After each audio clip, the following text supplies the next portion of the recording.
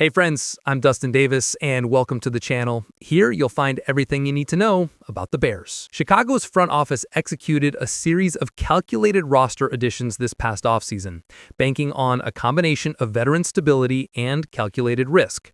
The blueprint was deliberate. Pair established contributors with developmental pieces, anchoring a rebuild that balances immediate credibility with long-term vision. Yet, several months into the 2025 season, the returns on those investments remain uneven.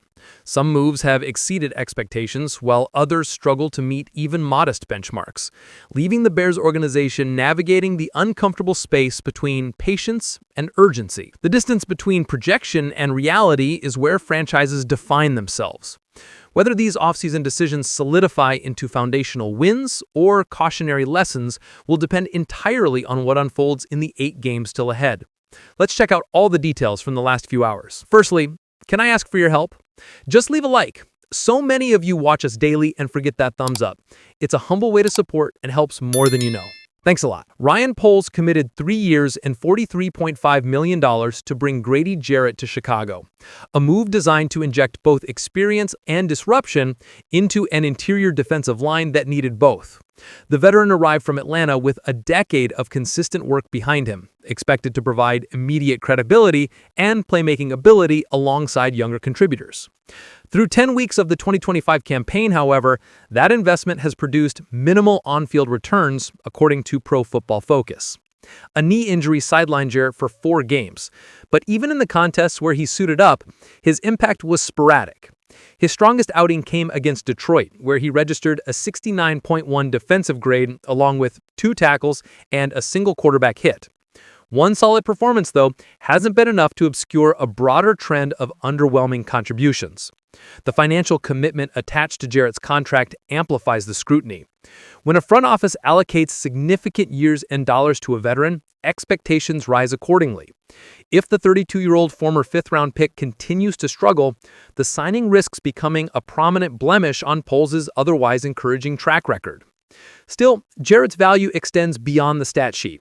Following a 52-21 humiliation at the hands of Detroit in Week 2, Jarrett joined forces with safeties Jaquan Brisker and Kevin Byard III to organize a players-only meeting the following Wednesday. That meeting preceded a much sharper defensive showing in Week 3, when Chicago limited Dallas to 14 points and generated 4 turnovers in a convincing 31-14 victory. Throughout his career, Jarrett has been a vocal presence in the locker room, and his influence may have catalyzed that short-term correction. In professional football, however, leadership alone rarely buys extended patience. With 8 regular season games remaining, the equation is straightforward. Jarrett needs to elevate his play and validate the contract, or the signing will be remembered as one of the more expensive miscalculations of the Poles' tenure. While one veteran acquisition struggles to justify its price tag, another low-cost move has quietly emerged as a front office masterclass. On consecutive days in early March, Chicago completed 2 offensive line transactions that illustrated the team's offseason philosophy in miniature. The first, a 4th-round pick sent to Kansas City for Joe Thuney, drew widespread approval as a clean, efficient acquisition of a proven starter. The second, a 6th-round selection exchanged for Jonah Jackson, generated far more debate. The Thuney trade was celebrated immediately as a shrewd, cost-effective upgrade. Jackson's arrival, by contrast, invited skepticism. He had started just 4 games for Los Angeles after signing a 3-year, $51 million deal in the 2024 offseason, and the Rams had replaced him with a 6th-round rookie Bo Limmer shortly after Jackson returned from injury. Some observers saw the move as a smart, low-cost attempt to secure a starting-caliber guard. Others viewed it as Chicago bailing out the Rams from a contract gone sideways. Jackson's season in Los Angeles had been disastrous, and he clearly needed a reset. That opportunity materialized in Chicago, where the newly hired head coach was Ben Johnson, the offensive coordinator who had overseen Jackson's lone Pro Bowl season. With Chicago aggressively rebuilding its offensive line, the environment seemed ideal. A familiar system, a chance to regain his form, and a front office willing to bet on a reclamation project at minimal cost. Some suggested the Bears might have landed Jackson for nothing had the Rams simply cut him. Johnson, however, wasn't willing to gamble on that possibility. He recognized the quality Jackson had demonstrated in 2022 and chose not to risk losing him to another suitor in free agency. The guy is a Pro Bowl caliber guard, so that's what we're going to get out of him, Johnson said during his first media availability after the trades were finalized. Chicago's confidence in Jackson extended to contract structure as well. Before the season began, the team added an extra year to his deal, keeping him under contract through at least 2027. That vote of confidence has been rewarded. Jackson has stabilized the right tackle position for a reconstructed offensive line, earning recent grades of 91.1 and 87.7 from Pro Football Focus in victories over Cincinnati and New York, marks that suggest he's trending back to Pro Bowl form. What initially appeared to be a minor polarizing swap now reads as one of Poles' sharpest maneuvers, securing a legitimate starting caliber guard for essentially a bargain bin price.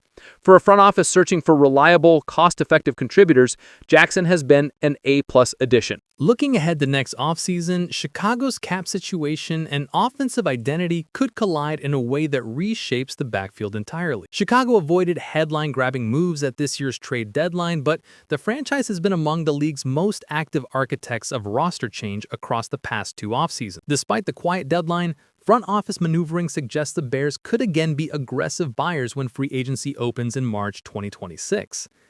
That ambition, however, collides with fiscal reality. Over the Cap currently projects Chicago with less than $3 million in cap space for 2026. Still, Ryan Poles is widely expected to manufacture breathing room before spring arrives. And Ben Johnson's offensive identity has clarified exactly what types of additions would make the most immediate strategic sense. To lighten Williams' rushing burden, Chicago may need to pursue an established lead back in free agency. A logical target is Breece Hall, the New York Jets running back, who will hit the open market in March after the Jets reportedly shopped him before the deadline. Hall's production this season, 664 rushing yards and 2 rushing touchdowns on 4.8 yards per carry, plus 22 receptions for 220 receiving yards and a receiving touchdown, has come despite New York's broader team dysfunction. SpotTrack projects Hall's market value at approximately $42 million over 4 years, or $10.5 million annually. That figure carries weight at the running back position, but it can be rationalized for Chicago given the offensive scheme and the long-term benefit of installing a young, durable feature back. DeAndre Swift has performed capably in Johnson's system this year, accumulating 544 rushing yards and 4 touchdowns at a 4.8 yards per carry clip. Yet Johnson moved on from Swift during his tenure in Detroit, as the Lions invested heavily at the position by selecting Jahmyr Gibbs in the first round and signing David Montgomery to a substantial contract averaging above $9 million per season. Swift is under contract through 2026 on a 3-year, $24 million deal, but Chicago can exit the contract before its final year by absorbing a dead cap charge of roughly $1.33 million while saving approximately $7.5 million against the cap. That $7.5 million would cover roughly 75% of Hall's projected annual cost, making a transition to Hall financially plausible while also providing a younger option better aligned with Johnson's preferences. Additionally, 7th-round rookie Cal Monangi's breakout contributions give the Bears a developmental alternative to supplement or replace Swift. Another mechanism for the front office would be reallocating money through personnel decisions. The club could draft a mid-round running back as a cost-effective replacement for Swift, or generate more space by moving a high-salary receiver. If the Bears were to release Swift and trade DJ Moore before Moore's $110 million extension kicks in for 2026, the combined financial impact would be substantial. Johnson's offense prioritizes establishing a premier rushing attack and frequently operates in 12 personnel, featuring 2 tight ends.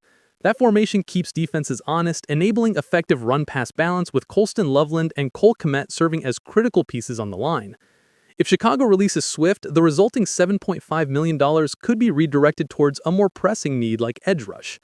Paired with a Moore trade, which ESPN's Belt Barn will suggest it might be more logical in the offseason than at the deadline, the Bears could free roughly $36 million, pushing their available cap into the high $30 millions.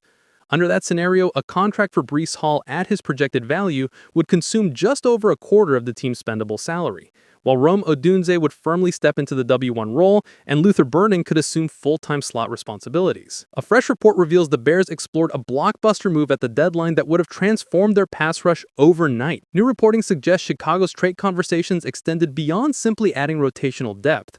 While the acquisition of Joe Tryon-Shoyinka was the tangible outcome, the front office reportedly also inquired whether Cleveland would entertain moving Myles Garrett, a striking bit of outreach given Garrett's stature and contract situation. Even if the Browns were never going to part with their elite edge rusher, the attempt reveals the Bears' willingness to explore transformational upgrades and underscores Poles' readiness to apply pressure in pursuit of a high-impact pass rusher. On November 12th, during an appearance on WGN-TV, Caitlin Starkey asked Adam Schefter about the Bears' activity leading up to the November 4th trade deadline. Schefter confirmed that Chicago did in fact reach out to Cleveland regarding Myles Garrett, only to be informed Garrett wasn't available. They tried to be a little bit more aggressive, but it takes two teams to get a deal done, and in certain cases, other teams weren't willing to part with a player like Myles Garrett. In other words, it appears Ryan Poles made the inquiry knowing the odds were long. Garrett carries a $160 million contract and a no-trade clause, but there's little downside in testing the waters when a team has an obvious shortfall. General managers routinely place exploratory calls to gauge willingness. Occasionally, those calls evolve into genuine opportunities. From a statistical standpoint, Montez Sweat leads Chicago with 5.5 sacks and 2 forced fumbles, while interior defensive tackle Gervon Dexter has emerged as the team's most promising internal disruptor. Beyond those contributors, the Bears' edge room is thin. Chicago signed Daya Odiangbo to a 3-year, $48 million contract in March to help address that need. But his production, 1 sack, 21 tackles, and 4 quarterback hits across 8 starts, was halted by a torn Achilles suffered in Week 9 against Cincinnati. With Odiangbo lost for the season, it's easy to see why Poles would place a call about an established elite edge rusher. Dominique Rabino has quietly delivered one of his better campaigns, totaling 10 tackles and 1.5 sacks in 6 games, though he's dealing with an ankle issue. Second-year fifth-round pick Austin Booker, who flashed with 3 sacks during the preseason, has shown glimpses with another sack and a forced fumble in limited snaps, and could see an expanded role. Tryon-Shoyinka was a late first-round selection, 32nd overall in 2021, and brings a 6'5", 259-pound frame with upside. He compiled 15 sacks over 4 seasons in Tampa Bay before signing a 1-year, up to $4.75 million agreement with Cleveland last spring. This season in Cleveland, he recorded 9 tackles and no sacks across 8 games as a rotational piece. The Bears are optimistic that defensive coordinator Dennis Allen and a schematic shift can unlock more of the athletic potential that once suggested Tryon-Shoyinka might develop into a consistent starter. On his debut in Chicago in Week 10 against the New York Giants, Tryon-Shoyinka played 16 snaps, 9 against the pass, 7 against the run, and finished the game with a single quarterback hurry.